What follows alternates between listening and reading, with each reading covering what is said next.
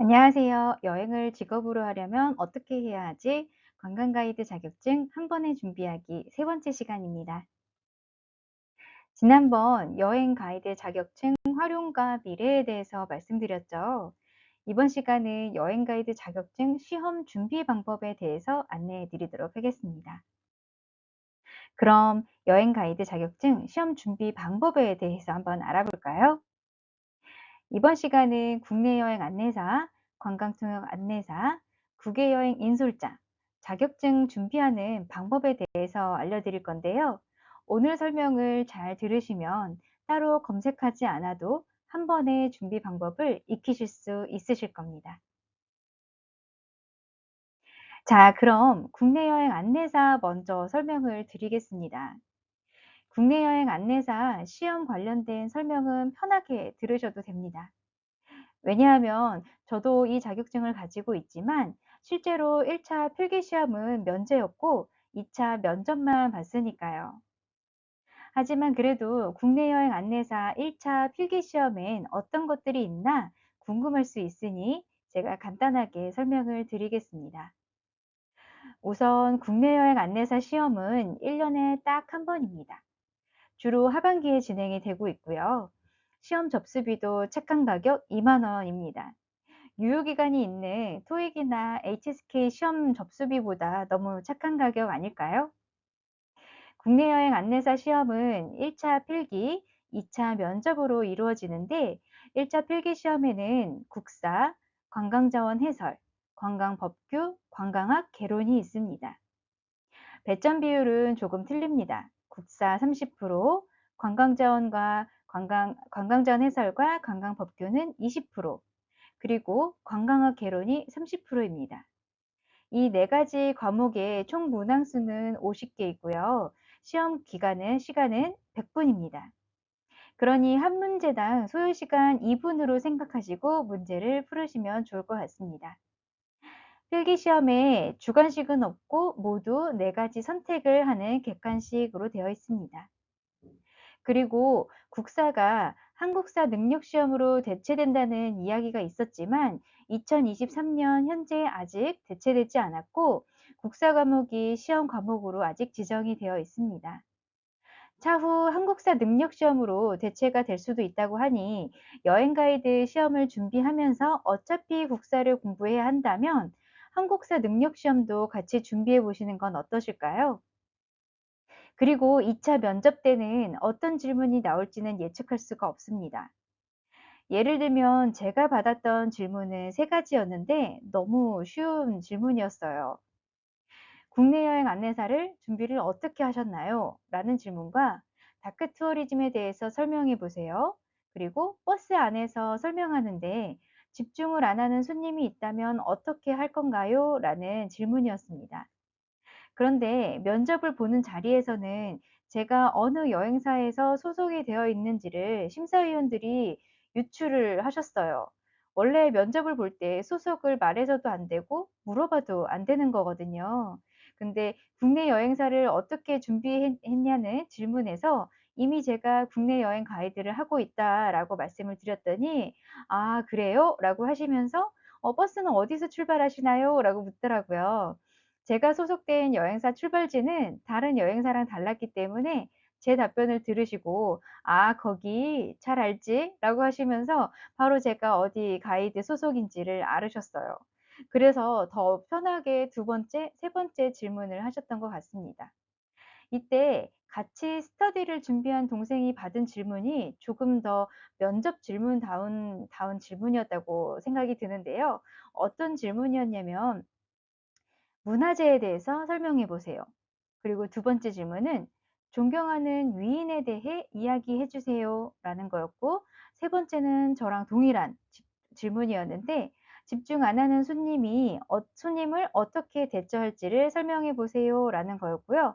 마지막으로 세계 문화유산으로 지정이 되면 좋은 이유에 대해서 이야기해 보세요. 라는 질문이었습니다. 1차 시험과 전혀 다른 질문이 나오죠. 관광 가이드 자격증의 범위는 따로 없습니다. 그냥 우리나라 여행과 관련된 모든 내용이 범위라고 생각을 하면 됩니다. 그래서 어쩌면 너무 쉽지만은 않은 범위이죠. 그리고 만약 이 자격증 시험을 준비하기 전에 이미 여행 가이드라는 직업을 경험했다면 쉽게 답을 할 수 있기도 합니다. 자, 그럼 이번에는 합격 기준에 대해서 말씀을 드릴게요. 1차 필기 시험은 매 과목 4할 이상이고 전 과목 점수가 배점 비율로 환산하여 6할 이상이다라고 적혀져 있는데, 쉬운 말로 풀이해서 해석을 하자면 네 과목 평균이 60점 이상, 그리고 매 과목당 40점 이하면 탈락이라는 말입니다. 그리고 2차 면접 시험도 총점의 6할 이상을 득점한 자라고 적혀 있죠. 60점만 넘으면 합격이라는 뜻입니다. 정말 시험 공부를 하나도 안 했다면 걱정을 해야겠지만, 어느 정도 준비를 하고 시험을 봤다면 전혀 어려운 기준이 아니라 크게 신경 쓰지 않으셔도 될 것 같습니다. 자, 그럼 국내 여행 안내사 면제 기준을 살펴볼까요? 면제 기준으로는 경력에 의한 제1차 시험 면제자가 있습니다. 고등교육법에 따른 고등교육법에 다른 전문대학 이상의 학교에서 관광 분야를 전공하고 졸업한 자, 졸업 예정자 및 관광 분야 과목을 이수하여 다른 법령에서 이와 동등한 학력을 취득한 자를 포함한다라고 되어 있고, 그런 졸업 예정자에 대해서는 필기 시험이 면제가 됩니다. 그리고 여행 안내와 관련된 업무에 2년 이상 종사한 경력이 있는 자에 대해서도 필기 시험이 면제가 됩니다. 그리고 초중등교육법에 다른 고등학교나 고등기술학교를 졸업한 자, 또는 다른 법령에서 이와 동등한 학력이 있다고 인정되는 교육기관에서 관광 분야의 학과를 이수하고 졸업한 자, 이때 졸업 예정자도 포함이 됩니다. 이분들은 필기시험이 면제가 됩니다. 그리고 전년도 제1차 시험 합격에 의한 면제자가 있습니다. 1차 시험 외국어 합격을 하고 1차 시험하고 외국어 시험에 합격을 하고 2차 시험에 면접에서 떨어진 사람은 다음번 시험에서 한 번 더 볼 수 있는 기회를 줍니다. 그래서 다음번에는 1차 시험과 외국어 시험이 면제가 된다라는 뜻이기도 합니다. 자, 그럼 국내 여행 안내사 자격증 통계를 한번 살펴볼까요? 어떠신가요? 전체적으로 합격률이 높은 편이죠. 1차만 합격을 한다면 2차는 10명 중에 8명이 합격하는 비교적 쉬운 자격증에 포함이 됩니다. 솔직히 이 자격증이 없어도 누구나 할 수 있는 일이고 불법이 아니기 때문에 자격증을 쉽게 취득할 수 있도록 만들었다고 생각을 해도 될 것 같습니다.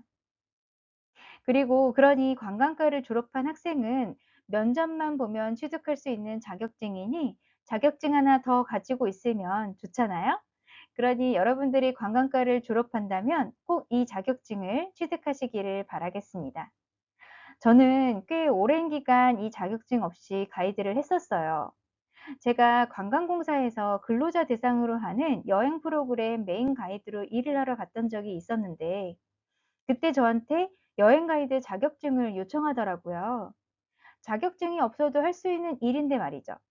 만약 당시에 제가 자격증이 없었더라면 마치 무자격자가 여행 가이드를 한다는 느낌을 줬을 것 같더라고요. 여러분, 이 자격증은 결코 어렵게 취득하는 건 아니니까 꼭 가지고 계시기를 추천을 해드립니다. 자, 이번에는 드디어 어쩌면 메인이라고 할 수 있는 관광통역 안내사 자격증을 소개해 드리겠습니다. 관광통역 안내사 자격증은 조금 어려운 시험이기도 합니다. 국내 여행 안내사와 마찬가지로 1년에 단 한 번뿐인 시험이기 때문에 자주 볼 수도 없으니 잘 준비해서 한 번에 통과를 해야 되고요. 그럼 자세하게 시험 과목을 살펴볼게요. 1차 필기 시험에는 국사, 관광자원 해설, 관광법규, 관광학 개론이 있습니다. 문항수는 각 과목별 25개이고요. 과목마다 배점이 조금 다릅니다. 국사가 가장 높은 배점을 가지고 있죠. 그러니 국사 공부를 소홀히 하면 안 됩니다. 시험 시간은 총 4과목 100분이고요. 모두 자지 선택하는 객관식입니다. 그리고 2차 시험은 면접인데 1차보다 어쩌면 2차가 가장 어렵다고 할 수 있습니다. 면접관 3, 4분 정도가 계시고 10분에서 15분 정도 질문에 대한 답을 해야 됩니다. 이때 질문은 한국어와 해당 시험을 보는 외국어로 질문을 하는데요. 주로 외국어 질문이다라고 생각을 하시는 게 좋습니다. 저도 한국어 질문은 하나였고 7개 정도의 질문이 외국어였거든요. 여기서 제가 저의 에피소드 하나 들려드릴게요. 실패담 에피소드입니다. 제가 중국어 회화는 기본적으로 무리가 없다고 생각이 들어서 솔직히 2차 면접을 거의 준비를 안 한 상태로 면접을 보러 갔다가 질문에 제대로 대답을 못하고 2차 시험을 불합격을 했었습니다. 그때 저한테 물었던 질문이 뭐였냐면 남한산성을 중국어로 설명해 보세요 라는 질문이었는데요. 만약 이게 영어로 된 질문이었다면 영어 회화가 어느 정도 되고 공부를 안 했더라도 답을 할 수 있었을 거예요. 왜냐하면 남한산성을 만약에 영어로 된 질문을 대답을 한다면 시작이 이렇게 되겠죠. 남한산성 is one of the fortress of the Joseon Dynasty 라고 말을 할 수 있습니다. 즉 영어로 설명을 할 때는 남한산성과 조선 이렇게 이 단어들을 한국어 그대로 말을 하면 되는데 중국어로 질문에 대한 대답을 할 때는 남한산성, 조선 이런 고유명사를 그냥 읽으면 안 되고 중국어로 번역을 해서 중국어로 말을 해야 된다는 것이죠. 그러니 고유명사를 중국어로 설명조차 못한 저는 당연히 면접에서 떨어질 수밖에 없었고 그래서 그 다음 해 2번째 면접 시험은 정말 열심히 공부해서 합격을 할 수 있었습니다. 그리고 관광통역 안내사 시험을 보려면 기본적인 조건이 필수인데요. 바로 외국어 시험입니다. 외국어 시험은 공인 외국어 성적으로 대체를 하고 있습니다. 토익 같은 경우는 760점 이상, 일본어도 JPT 같은 경우도 740점 이상, HSK도 5급 이상 점수를 가지고 있어야지만 관광통역 안내사 시험을 볼 수 있습니다. 이 공인 성적은 필기시험 접수기간 마지막 날까지 무조건 가지고 있어야 됩니다. 필기시험 보기 전까지 제출하면 되겠지라고 생각하시면 절대 안 되고요.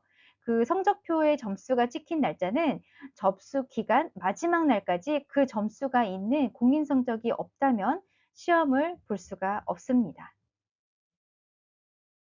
그리고 2023년부터는 살짝 변경된 부분이 있습니다.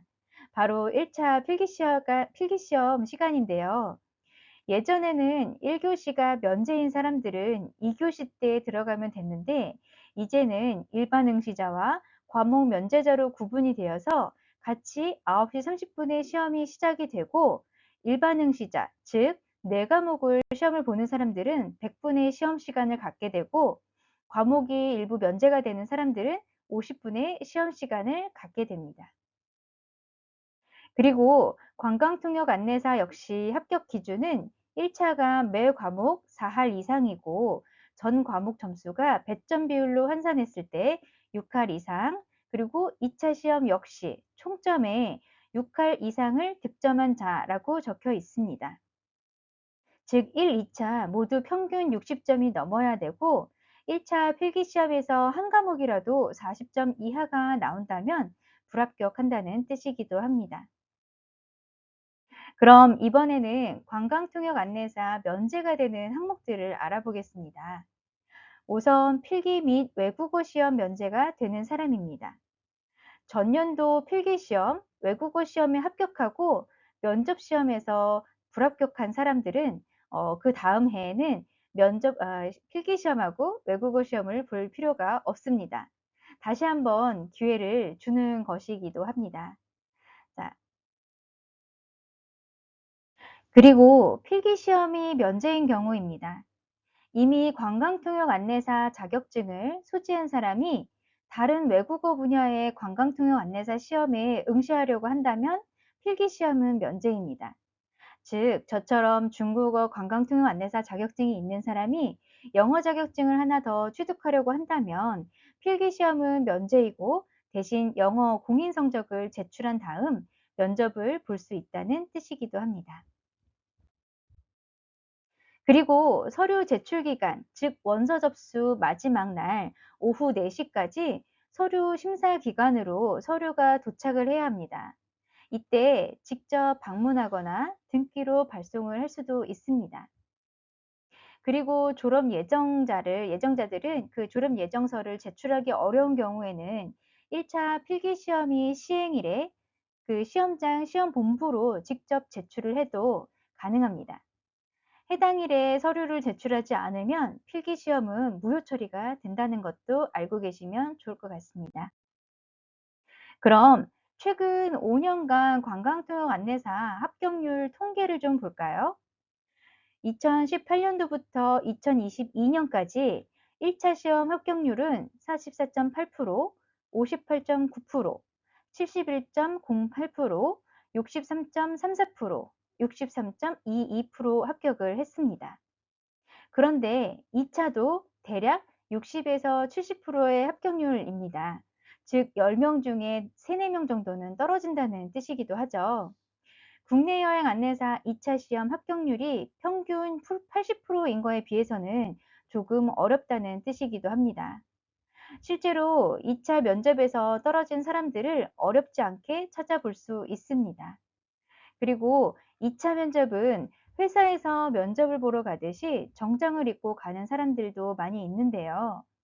왜냐하면 2차 면접 때는 예의, 품행, 정신 자세 등 의사 발표의 정확성을 보기 때문에 대답만 잘해서 된다는 것이 아니라 예의, 품행, 자세, 발표 모든 것을 보기 때문입니다. 자, 그러면 마지막으로 국외여행 인솔자 자격증에 관련해서 자세하게 알아보도록 하겠습니다. 우선 다음 세 가지 중 하나라도 자격 요건을 갖추면 자격증을 받을 수 있습니다. 따로 시험을 보지 않더라도 말이죠. 첫 번째로는 관광통역 안내사 자격증을 취득할 것. 두 번째는 여행업체에서 6개월 이상 근무하고 국외여행 경험이 있는 자로서 문화체육관광부 장관이 정하는 소양교육을 이수할 것. 그리고 세 번째는 문화체육관광부 장관이 지정하는 교육기관에서 국외여행 인솔에 필요한 양성교육을 이수할 것. 이렇게 세 가지 중 하나라도 해당이 된다면 바로 투어 컨덕터 TC 자격증을 받을 수 있습니다. 자, 그럼 관광통역 안내사 자격증을 받았다고 가정을 했을 때 자동으로 국외여행 인솔자 자격증을 보내주는 것은 아닙니다. 어떤 분들은 자격증이 있으면 TC 자격증을 보내주는 줄 알고 기다리시는 분들도 계십니다. 우선 관광통역 안내사 자격증을 먼저 받은 다음에 자격증 사본 앞뒤를 사진을 찍어서 성별, 국적, 휴대폰 번호를 기재한 다음 여행업협회 해당 담당자 이메일로 보내서 기다리면 자격증 번호가 있는 회신 메일이 옵니다. 그러면 그때 여행업협회 회원가입을 하고 승인 대기를 하고 승인이 되면 다시 로그인을 한 다음에 자격증 발급 신청을 합니다. 이때 자격증에 들어갈 사진을 업로드하고 내방 수령은 발급 수수료 5,000원, 우편으로 받는다면 7,800원을 결제하고 기다리면 됩니다. 지금 말한 순서는 한국여행업협회 혹은 국외여행 인솔자 자격증을 검색하면은 바로 확인이 할 수 있습니다. 그러면 이번에는 관통사 자격증이 없을 때는 어떻게 자격증을 받을 수 있는지를 알아보도록 하겠습니다. 15시간 이상 소양교육을 받아야 하는데 이때 자격 요건은 여행업체에서 6개월 이상 근무를 하고 해외 경험이 있어야 합니다. 해외를 한 번도 안 나가보고 여행을 인솔할 수는 없을 거 아니에요. 인천공항에서 출국을 한 번도 안 한 사람이 단체 인원을 데리고 해외를 나간다는 거는 조금 어렵겠죠. 자, 그럼 15시간의 소양 교육에는 어떤 교육이 있나 한번 알아볼까요?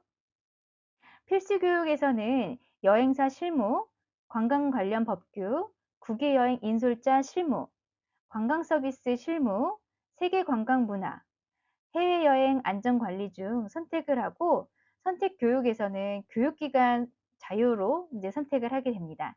단, 국외여행 인솔자 교육과정과 관련된 교과과정으로 편성이 된다는 것을 참고하시면 좋을 것 같습니다. 그리고 외국어는 실무 영어, 실무 일어, 실무 중국어가 있습니다. 그리고 교육기관에 따라서 무료인 곳도 유료인 곳도 있으니 교육과정은 해당 교육과정 기간에 따라서 조금씩 달라진다는 사실도 알아두면 좋을 것 같습니다. 그리고 80시간 교육을 받아야 하는 양성교육이 있는데요. 전문대 이상의 학교에서 관광 관련한 학과를 졸업한 사람 혹은 졸업 예정자, 관광고등학교를 졸업한 사람이 자격 대상입니다. 과목은 소양교육과 비슷하지만 수업 시간이 더 길다는 것이 차이점입니다. 그리고 각 양성교육기관에서 자체 시험에서 통과해야지 자격증을 받을 수 있습니다. 자, 어떠신가요? 국내 여행 안내사, 관광통역 안내사, 국외여행 인솔자 자격증에 대해서 꼼꼼히 살펴보았는데요. 어떤 자격증을 준비해야겠다라고 생각이 되시나요? 우선 관광과 학생이라면 면접만 보면 되는 국내 여행 안내사는 필수이고요. 그리고 어차피 취업을 위해서 외국어를 공부한다면 관광통역 안내사 자격증에 도전해 보면 좋겠죠? 그리고 관광통역 안내사 자격증이 있으면 자격증 하나를 더 받을 수 있으니까요. 여러분들의 멋진 경쟁력을 위해 그런 관광통역 안내사 자격증 준비를 하기 위해 4강과 5강에서는 관광국사와 관광자원 해설에 어떻게 준비하면 좋을지에 대해서 설명을 드리도록 하겠습니다. 그럼 여행가이드 자격증 시험 준비 방법 강의는 여기서 마치겠습니다. 감사합니다.